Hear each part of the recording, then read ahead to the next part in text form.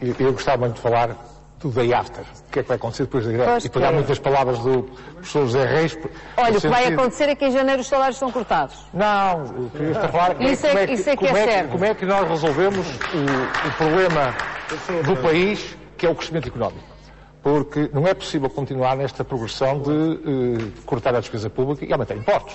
A única solução para o país é crescimento económico. E como é que nos devemos organizar como centrais sindicais, entidades patronais, poderes públicos, em termos de fazer com que o nosso país, os nossos usuários, tenha crescimento económico. E para mim, isso é fundamental que se faça, mas é preciso pressupostos para que esse diálogo seja efetivo. E quanto a mim, eu elenco 4 pressupostos fundamentais. Primeiro pressuposto. É preciso ser muito claro quanto ao papel do Estado. As teorias neoliberais e que o mercado resolvia tudo é uma teoria que não tem qualquer aderência à prática. Falhou rotundamente. E, portanto, temos que as pessoas sentam à vossa mesa, entendam isto e assumam isto como um pressuposto.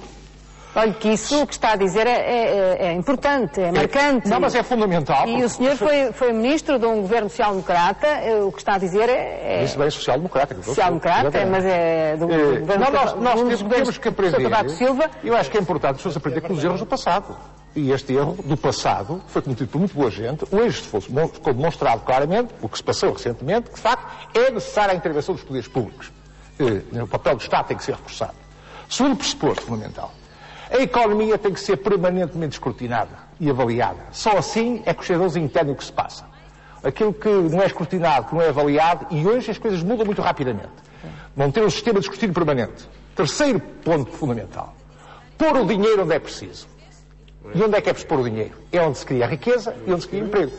Isto é, nos bens transacionáveis. Na produção daqueles bens que competem para o exterior. Durante os últimos anos, de uma forma deliberada ou não, o que aconteceu é que foram apoiados os setores de bens não transacionáveis. Aqueles setores que vivem quase na situação de monopólio, que podem repercutir nos preços ao consumidor facilmente pelos seus custos. O que não acontece nos bens transacionáveis, aqueles que competem com o exterior. E acontece muito mais na minha região, na região norte, onde isto se sente mais. Portanto, tem que haver uma orientação da política económica e tem que estar toda a gente de acordo neste princípio de que, de facto, nos próximos anos, há que apostar nos bens transacionáveis. Quarto ponto, e muito importante, o discurso político. O discurso político, para mim, é muito claro que se tem que banir do discurso político as promessas fáceis, que tudo vai melhorar, etc. Eu acho que hoje as pessoas não aderem a isso. Já nem acreditam? Não acreditam nem nas palavras, nem que as proferem.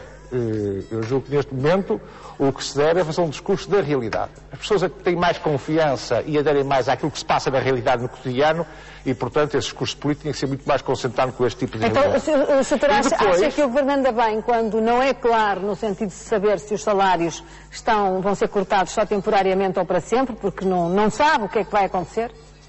O senhor pensa que o Governo está a tomar uma decisão acertada? Eu acho que, quando estou a falar neste pressuposto, estou a falar em termos gerais, e é evidente que isso devia ser clarificado. Não podemos fazer um diálogo estruturado, um diálogo sério, sem pelo menos estes pressupostos estarem, e eu incluo esse, tem que ser clarificado essa posição. Mas não sabem qual vai ser o andamento da economia. Então o que é que devem fazer? Olha, e depois é preciso uma agenda para esse diálogo. E a agenda, logo, um primeiro programa fundamental tem a ver com o reforço da competitividade. E do reforço da competitividade entra aqui 3 fatores: trabalho, capital e inovação.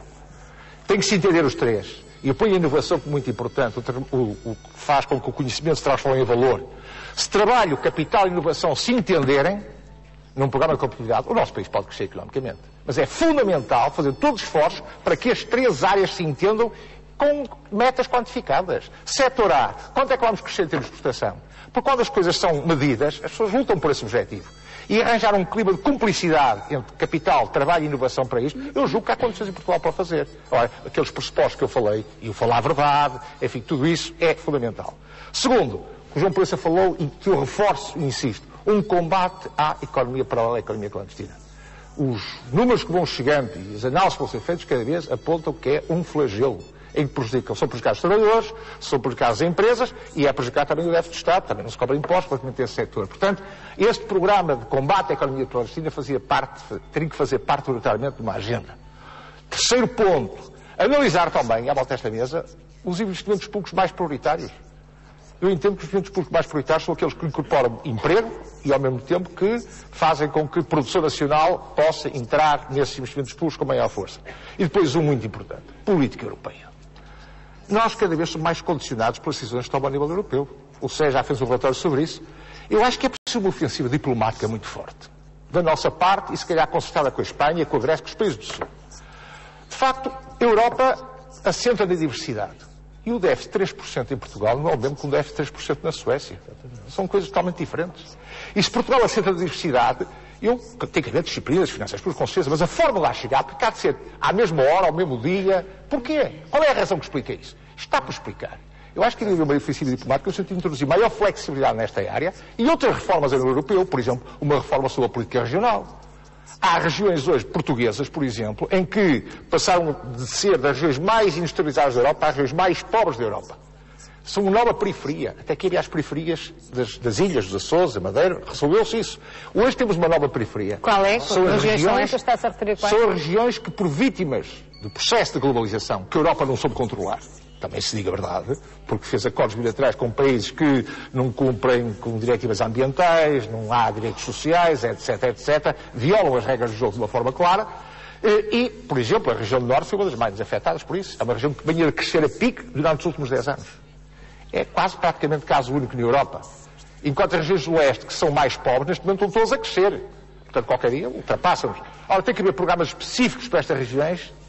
Não é o problema do montante financeiro, é que tem que ser tratados de uma forma diferenciada. E o que eu hoje vejo, e foi dito pelo professor José Reis, é que a nível europeu está-se a perder esta visão, que é importante, a visão da coesão social, a visão de deixar para trás uns e fazer com que todos vão convergindo, esta visão está-se a perder. E nos últimos anos, nos últimos meses, o bloco franco-alemão, quanto a mim, não tem conduzido a política europeia no modo como foi conduzida noutros tempos. Senhora Ministra. E, portanto, acho que Portugal tem que fazer, não é só Portugal, Portugal, a Claro. Espanha, tem que fazer uma ofensiva diplomática muito forte no sentido de, por exemplo, fazer com que seja criada uma única entidade emitente de dívida pública a nível europeu. Seria o mesmo rating para todo o espaço do euro. Isto seria a consequência lógica do euro, não vejo outra, é a criação de uma única entidade emitente de dívida pública. A Alemanha não quer. Está bem, mas eu também não quero, gosto de muita coisa, mas que me demonstra algum economista que a solução lógica, depois de haver uma moeda única, não será haver uma única entidade emitente de dívida pública. Isto pode implicar mais federalismo. Está bem, quando aderimos ao euro também perdemos um símbolo de todas as nações. E, portanto, eu não percebo, porque não há mais força nessa ofensiva de criar uma única entidade de dívida pública. E essa é uma questão que muita gente tem posto. E eu critico aqui internamente, é que nós não temos debatido internamente a política europeia como ela merecia. Exatamente. Quando dependemos de muitas opções europeias. Penso que